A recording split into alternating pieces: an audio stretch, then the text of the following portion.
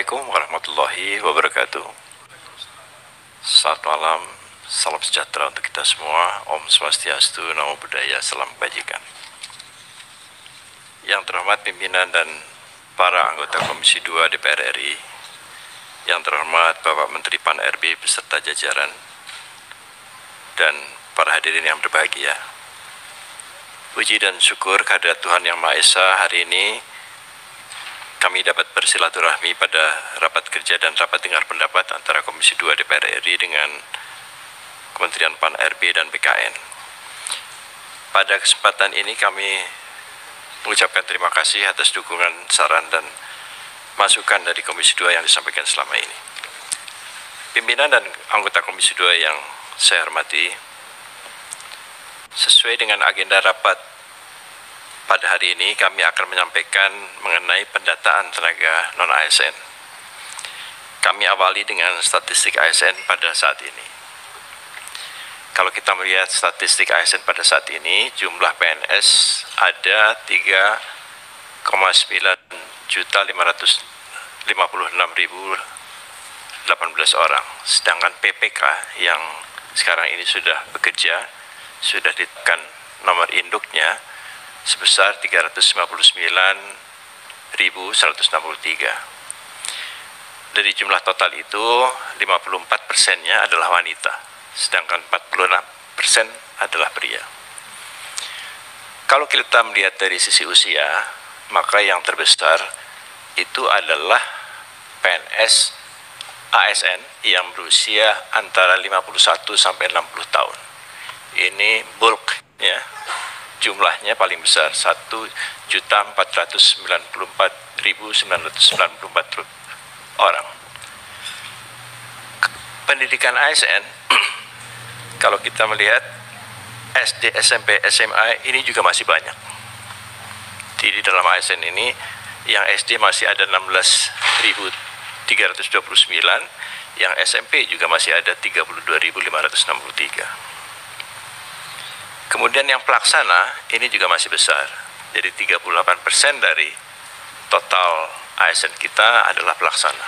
Jadi ini gambaran ketimpangan yang ada dalam statistik ASN kita.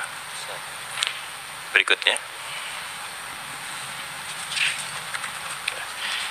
Ini adalah sebaran untuk tenaga guru dan tenaga kesehatan yang sekarang ada. Jadi semakin gelap warnanya itu semakin banyak. Jadi kalau kita lihat tenaga guru di Jawa dan tenaga kesehatan di Jawa itu jumlahnya lebih besar. Akan tapi ini bukan berarti ketidakseimbangan. Karena kalau kita melihat jumlah yang gelap di Jawa itu melayani lebih banyak orang daripada misalnya jumlah yang terang di Papua. Kalau di Jawa ASN itu melayani satu orang ASN 50 sampai 70 orang, sedangkan di Papua hanya melayani 10 orang. Jadi ini bukan berarti ketidakseimbangan, tapi distribusi yang memang tergantung dari jumlah populasinya. Berikutnya, ini tadi sudah disampaikan oleh Pak Menteri. Jadi dari awal tenaga honorer K2 itu 648.462. Kemudian pada 2013-2014 sudah ditetapkan NIP-nya 194.830. Ini merupakan kesepakatan pemerintah dengan DPR pada waktu itu untuk menerima sepertiganya. Jadi angka itu adalah angka yang telah disepakati bersama. Di tahun 2018 masih ada sisa yang ditetapkan NIP-nya sampai tahun 2020. Jadi ada sisa tenaga honorer K2 410.010 orang. Nah, kemudian pada tahun 2021 juga telah diterima tenaga honorer K2 yang mengikuti seleksi P3K guru. Jadi ada 51.492. Dari yang mengikuti itu, yang lulus passing grade-nya ada 31.050 orang, sedangkan yang ditetapkan NIP-nya 30.001 orang. Nah, jadi sisa tenaga honorer K2 saat ini ada 378.880 orang. Berikutnya.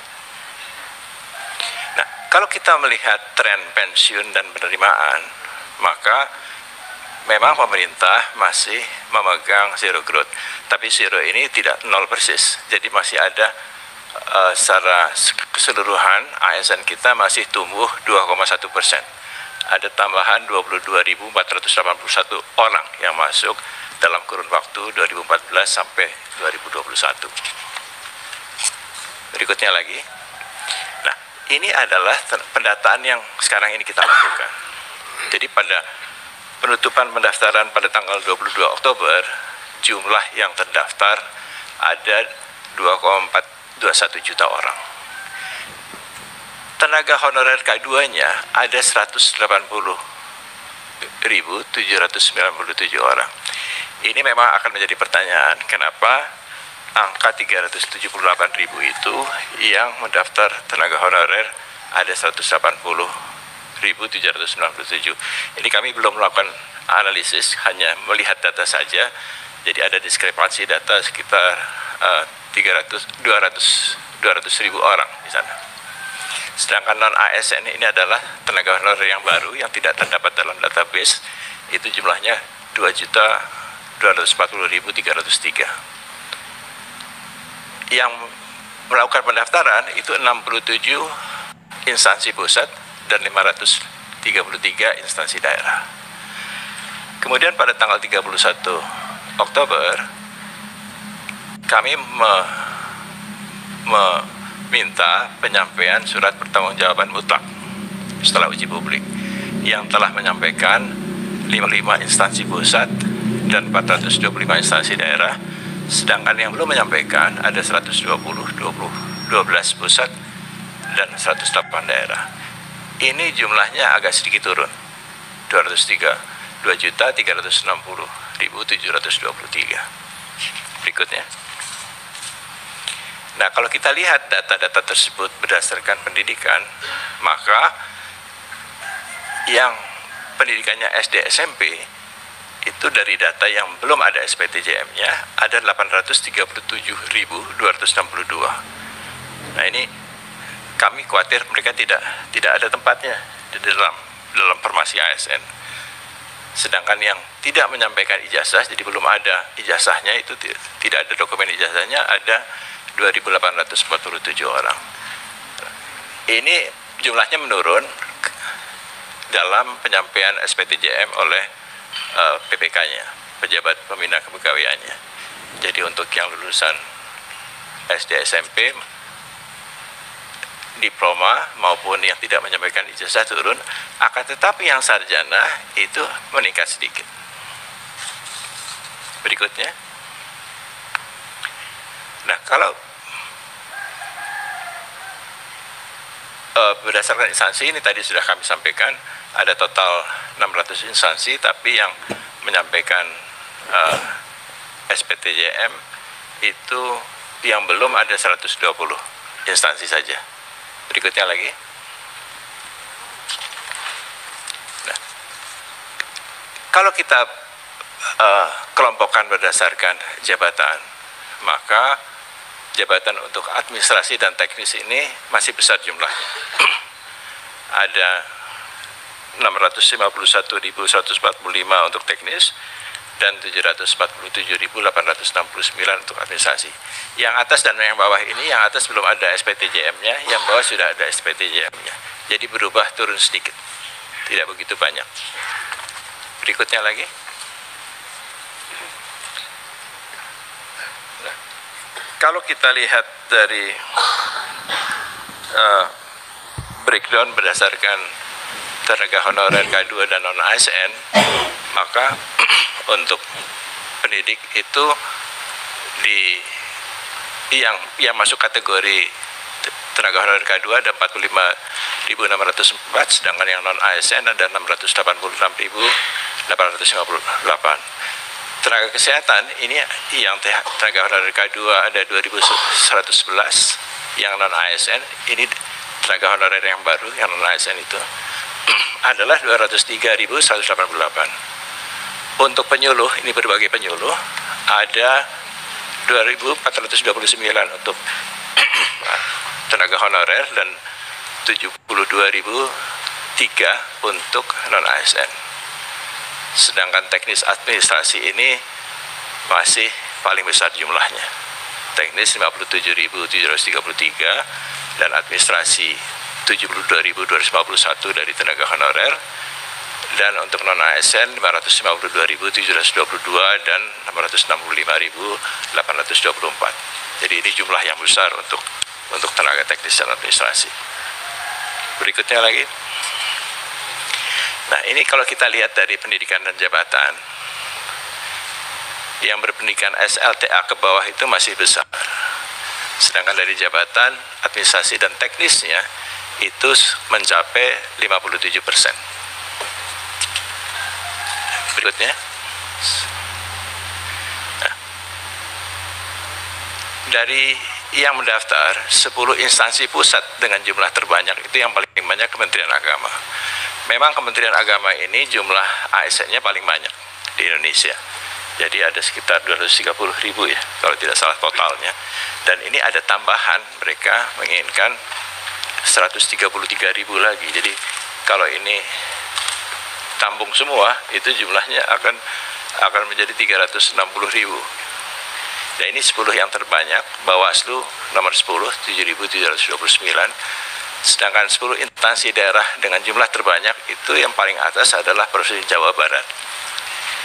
Nah, kota Surabaya ini juga besar. Ini jadi agak lucu juga, kota Surabaya ini honorernya lebih besar dari banyak provinsi. Ada 17.736. Dan jumlah-jumlah dari instansi daerah lainnya. Berikutnya. Ini pengelompokan yang berbeda. Kita bisa melihat berapa jumlah perawat, bidan, asisten tenaga kesehatan, dokter, nutrisionis untuk tenaga kesehatan. Untuk tenaga pendidik ada guru dan dosen, penyuluh juga banyak sekali, penyuluh agama, penyuluh pertanian, penyuluh KB, penyuluh kehutanan. Untuk tenaga teknis ini ada tenaga pengelola, satuan pengamanan, ini Satpam ini masuk ke dalam tenaga teknis, tenaga kebersihan, ini juga masuk ke dalam kelompok teknis, dan tenaga administrasi, ini baik administrasi umum, pendamping klien, operator sekolah, operator siak, dan operator dapodik. Berikutnya. Nah, ini pengelompokan berdasarkan masa kerja.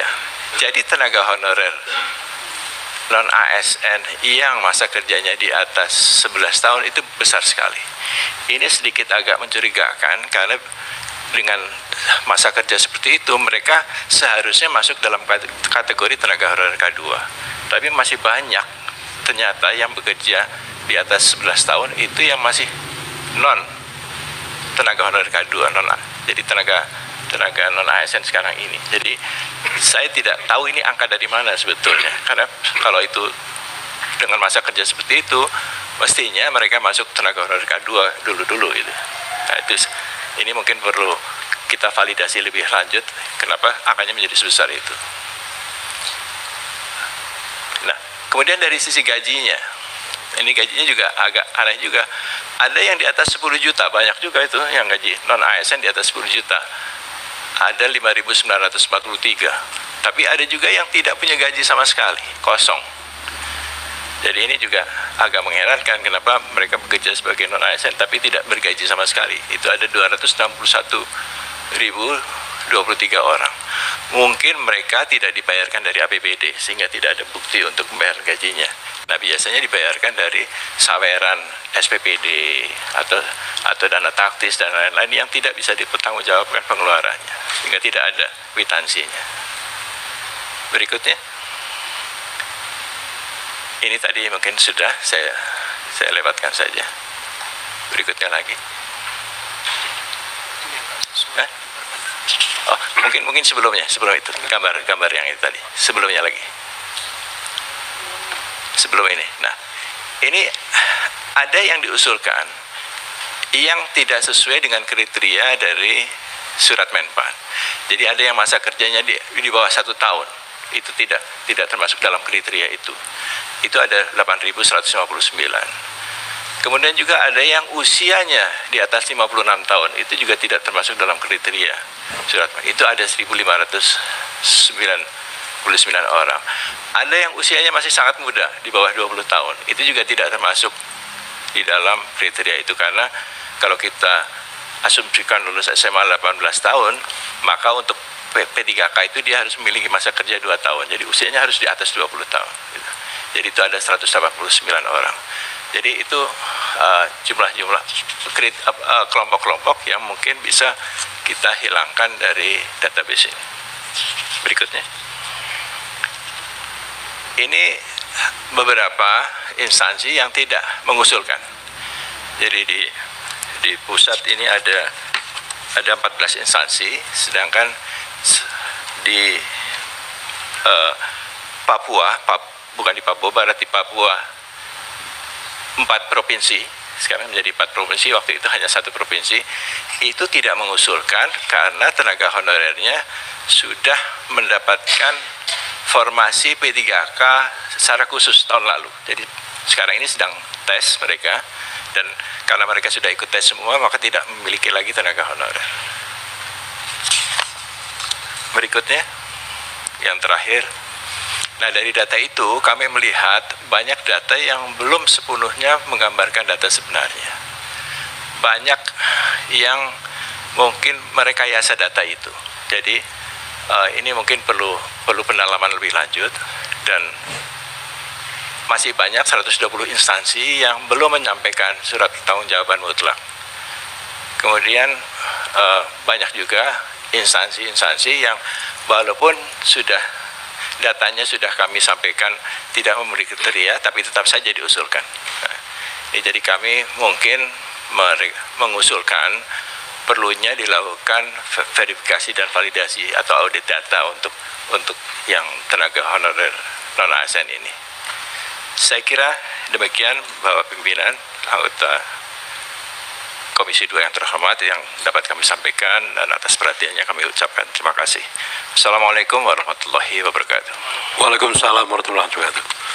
Terima kasih Pak Bima.